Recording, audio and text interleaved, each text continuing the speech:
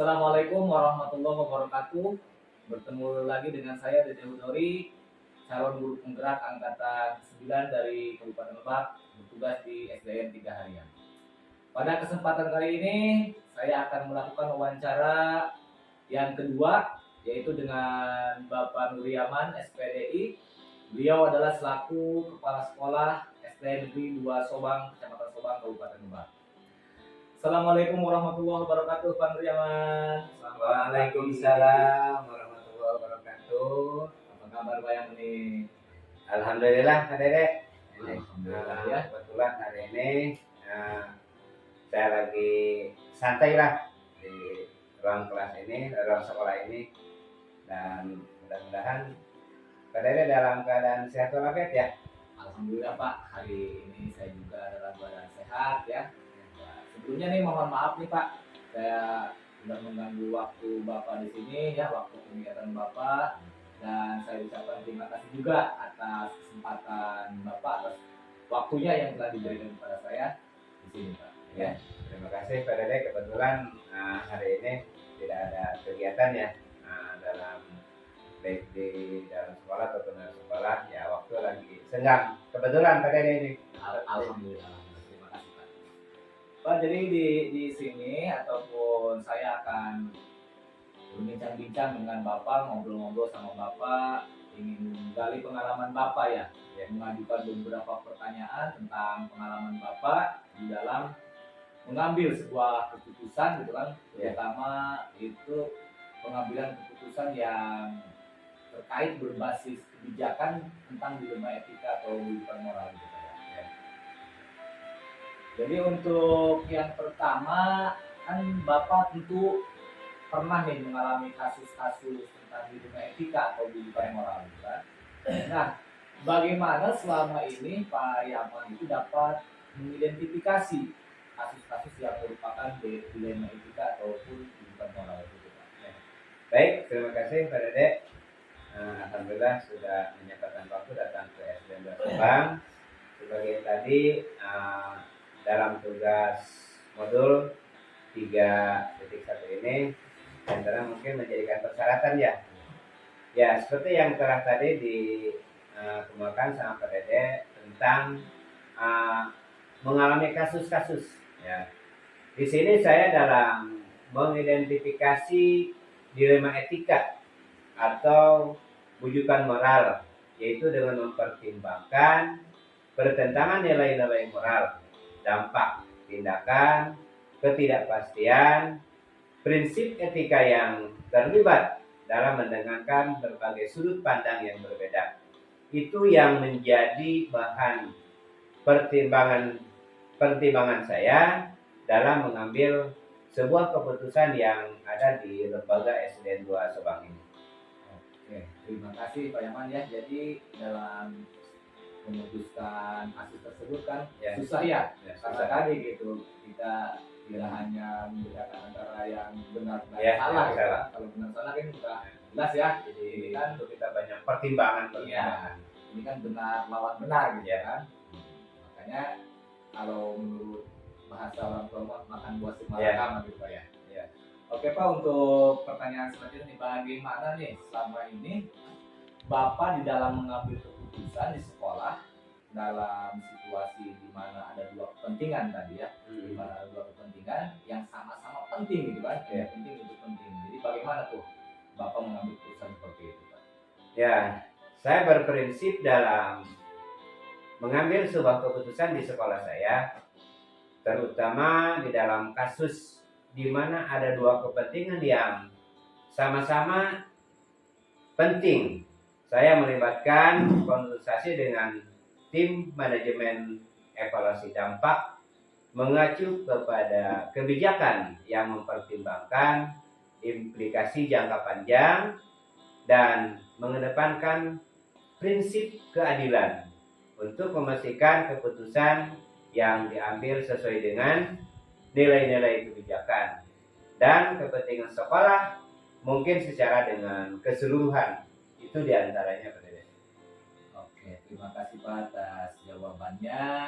Jadi tadi walaupun sama-sama benar dan sama-sama penting ya kan, jadi kan kita harus di dalam memutuskan masalah tersebut harus mempertimbangkan dampak yang lebih penting ya keseluruhan gitu Pak ya. Ya. Oke, terima kasih Pak. Untuk selanjutnya nih, bagaimana nih langkah-langkah ataupun prosedur gitu kan, prosedur yang biasa Bapak terapkan di dalam pengambilan keputusan selama ini, langkah-langkahnya. Ya mungkin diantaranya yang pertama saya akan mengambil langkah-langkah yang biasa saya lakukan dalam mengambil keputusan ya. Itu biasanya melakukan dengan cara konsultasi dengan kepala sekolah ataupun dengan kepala sekolah yang lain. Karena mengambil keputusan itu tidak bisa begitu saja. Dan dengan guru. Selain itu, kita harus mengevaluasi dampak dari setiap pilihan yang kita ambil keputusan. Juga kebijakan itu harus menjadi acuan terutama untuk saya sendiri mungkin dalam kepemimpinan serta mempertimbangkan implikasi dampak jangka panjang dan mengutamakan prinsip yang berkeadilan. Itu adalah prinsip saya. Mungkin itu diantaranya yang saya lakukan ya.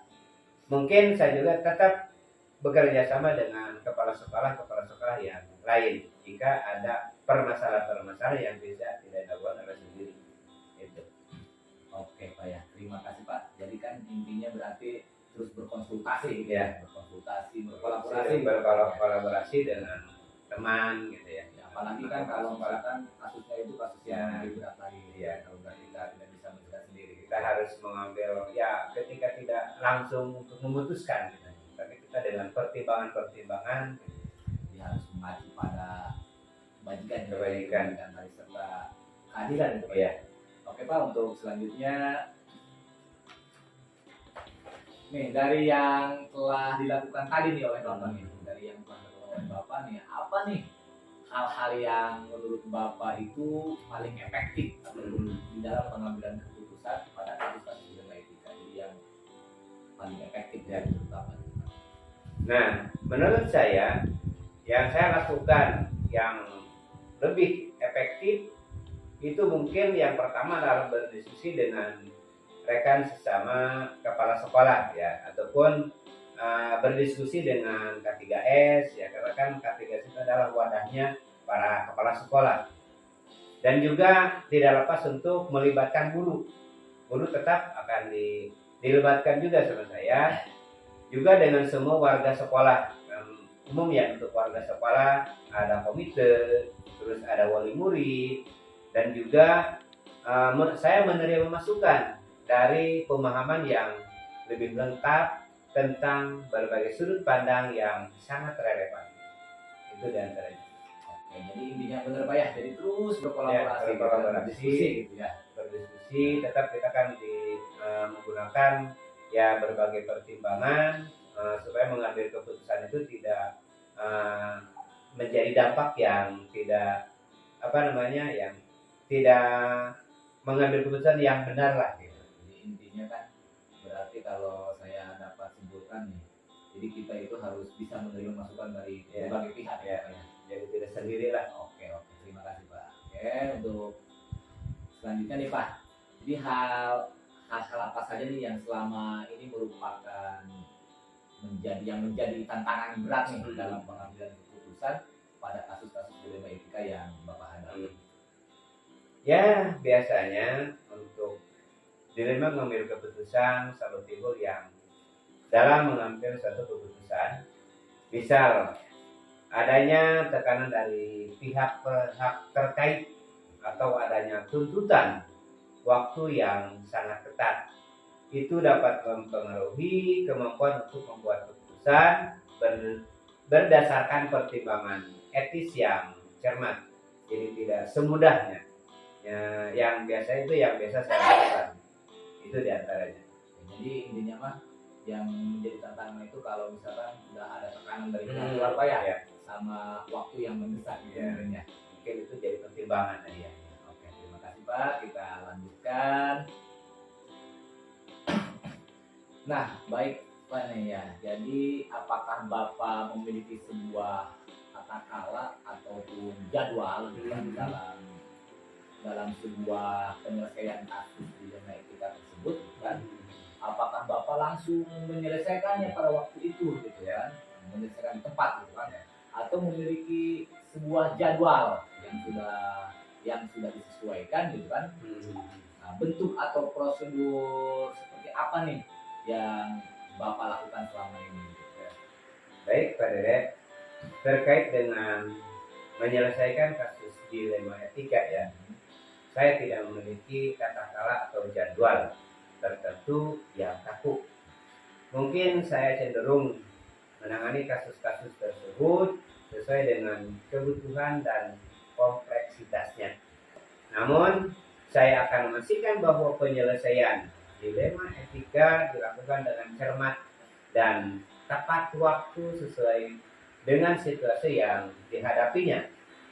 Proses dapat melibatkan konsultasi dengan tim manajemen, evaluasi, dan juga dapat mempertimbangkan implikasi jangka panjang dan mengutamakan prinsip yang keadilan.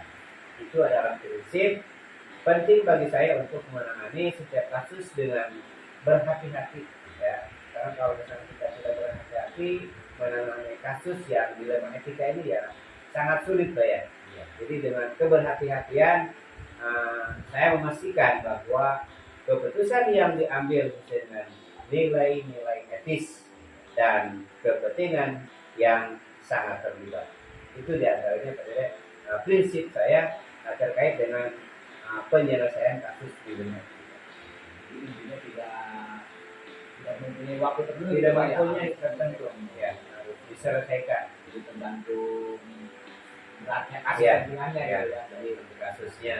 Oke, terima kasih Pak ya, kita lanjut. Nah, untuk selanjutnya nih Pak Yaman nih, adakah nih seseorang mungkin dari rekan guru ataupun dari para sekolah gitu kan, atau ya faktor-faktor yang selama ini gitu kan, mempermudah gitu kan, atau membantu Bapak gitu dalam pengambilan keputusan dalam kasus dilema etika? Ya pastinya ada beberapa faktor-faktor yang telah membantu ya. Mungkin saya dalam pengambilan keputusan dalam kasus dilema etika ini. Mungkin diantaranya ya rekan kepala sekolah, dan juga saya tetap melibatkan dewan guru, karena itu ada dewan guru kan dan kepanjangan dari masih termasuk lembaga sekolah, serta belajar dari pengalaman sebelumnya. Itu mungkin yang menjadikan acuan saya, dan melihat bagaimana dilema etika telah diatasi sebelumnya dapat memberikan pandangan yang berguna dan mengenai situasi serupa di masa yang akan datang ataupun di masa depan. Itu ya.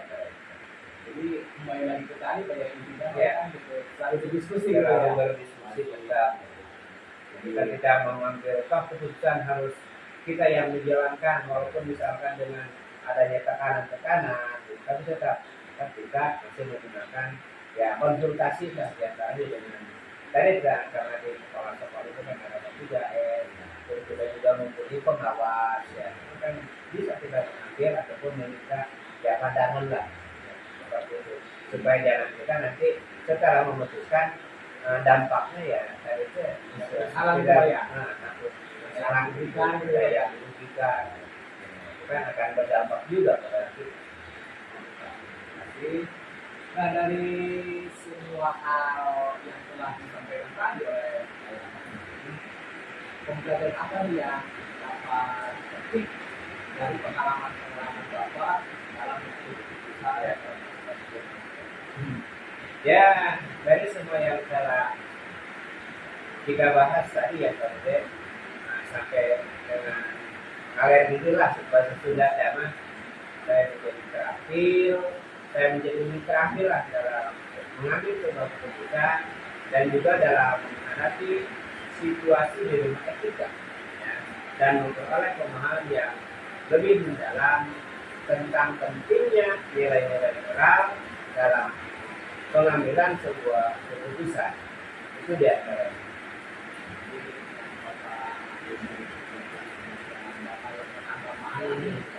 Bapak menjadi lebih rapi, lebih hati-hati gitu ya.